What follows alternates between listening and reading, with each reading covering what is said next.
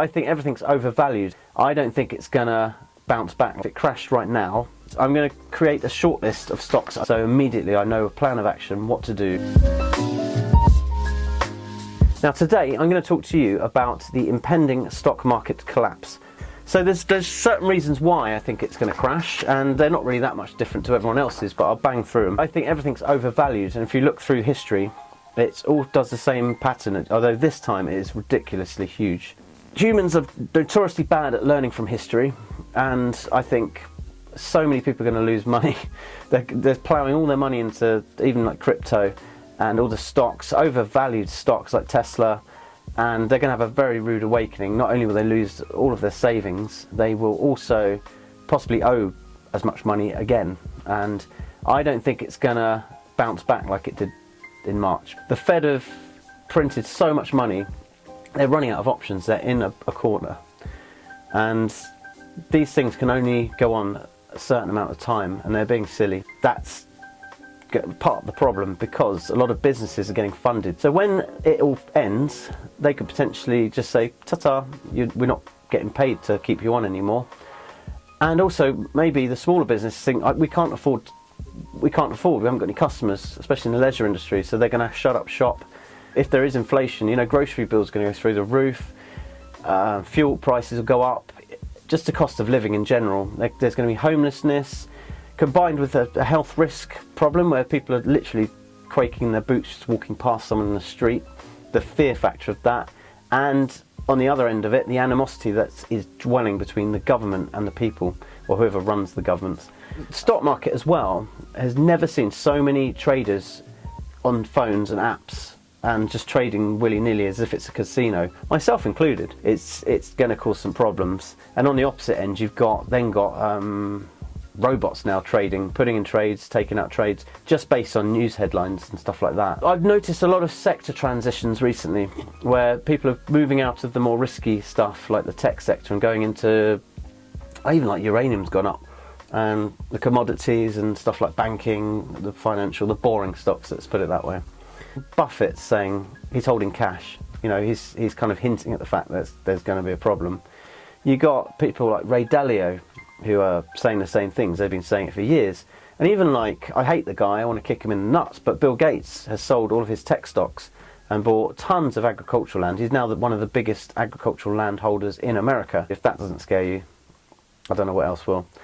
But Buffett loves farms. There's a reason for that, because we're in a commodity super cycle, and farmland, farming and food is going to get a lot more expensive apparently. So it's a good time to be in commodities, especially gold, silver, copper, metals, base metals, battery metals, even like fertilizer, lumber, wood, that kind of thing. I've moved all my cash into fiat, so it's sat in a bank, or in precious metals, probably about 50-50 split. I like precious metals, but they can be a bit difficult to sell, and you've got to post them, advertise them, and it takes time as well. So it's nice to have cash. I don't like carrying cash for too long, but it's a tool. You can use it. Great. And I'm going to trade certain stocks short term. So at the moment I've got Fortuna Silver, which I bought on the dip the other day because it crashed about 20%. Because there's a silver squeeze on, it's not quite working out, so I've got an automatic sale on that. So that's one of my trades. I've got two other mining stocks, Greatland Gold, Sol Gold, one of which is a huge copper reserve, which is not in production yet, and the other does a lot of copper actually, but also a lot of gold, hence the name. And I've got another stock, Argo Blockchain, which is at 60% minus, which is bad. It's 570 quid down.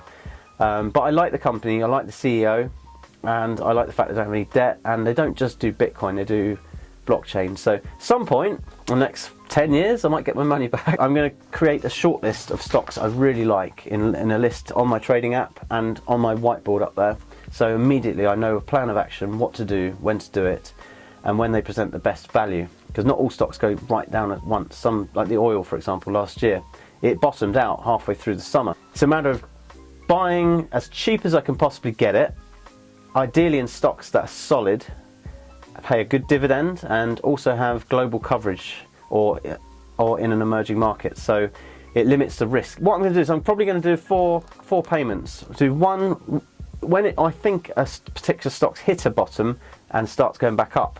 I'm going to put one payment in there and carry on with those payments, because it can easily go all the way back down again if something else happens, and potentially just go sideways for years. Most of the generation, especially millennials, have not seen a bear market yet that can last years. So what am I looking into? This is my first list. I'm going to carry on this video. You can also add to it. Please comment down the bottom what you would choose and why.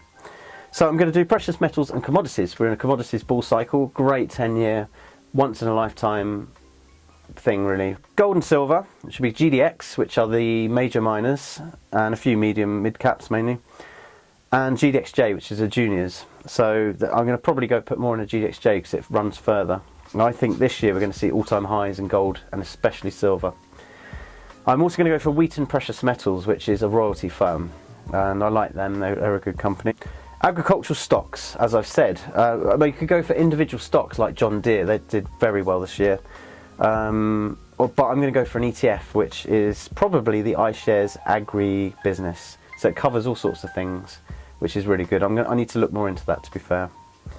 And I'm probably going for another ETF, which is Wisdom Tree Broad Commodities. Possibly a different one, I'm not sure. I need to look into what it covers, how and why, and what it sells, because sometimes ETFs aren't the best option.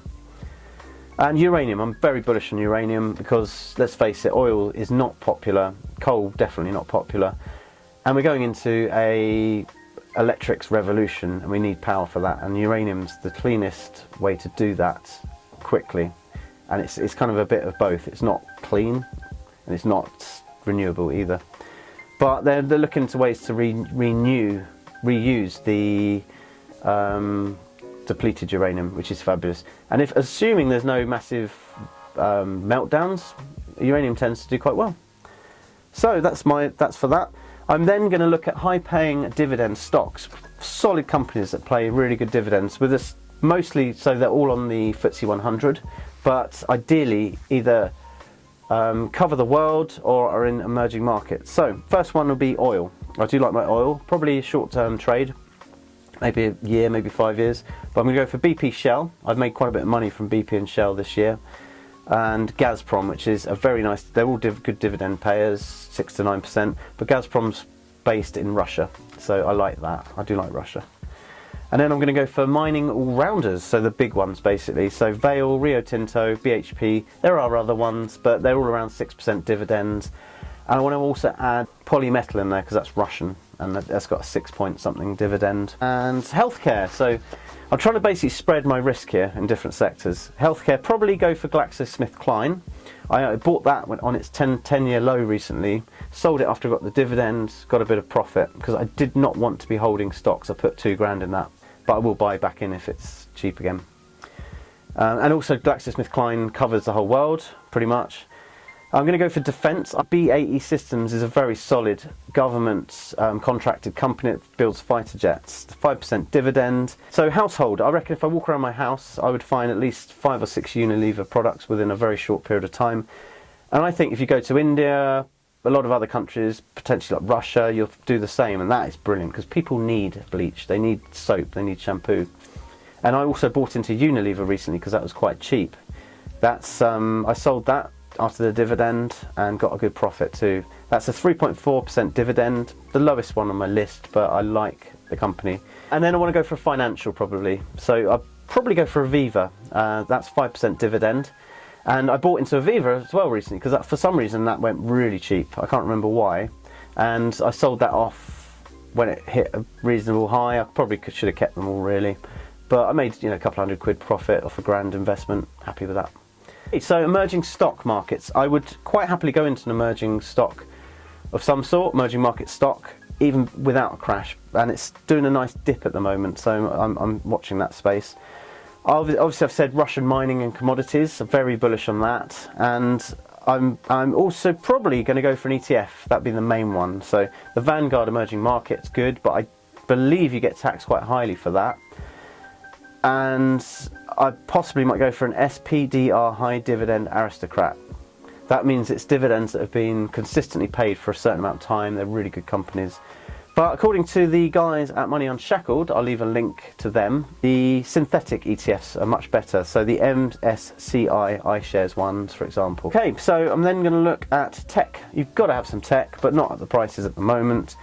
So I'm going to look at the English version of the Cathy Wood ARK Invest, which is a Scottish mortgage investment trust. Nothing to do with mortgages. And they are a trust, so they can buy non-IPO'd businesses. It's run by Baillie Gifford, which have a very long and very positive reputation. So I'm probably put quite a lot in there. It'd be a shortish term investment, I think, maybe a year or so, depending on what happens. If you'd put money into that in last March, it's gone up 700%. Really good. Probably, I don't think the tech sector is going to be that hot if there is a massive bear market. But it's nice to have. I do like the exposure to the tech. Or alternatively, I might, if it goes down that much, I'll probably go for one of the giants like Amazon, Apple, Netflix, Facebook, Alphabet, Google, or possibly Tesla.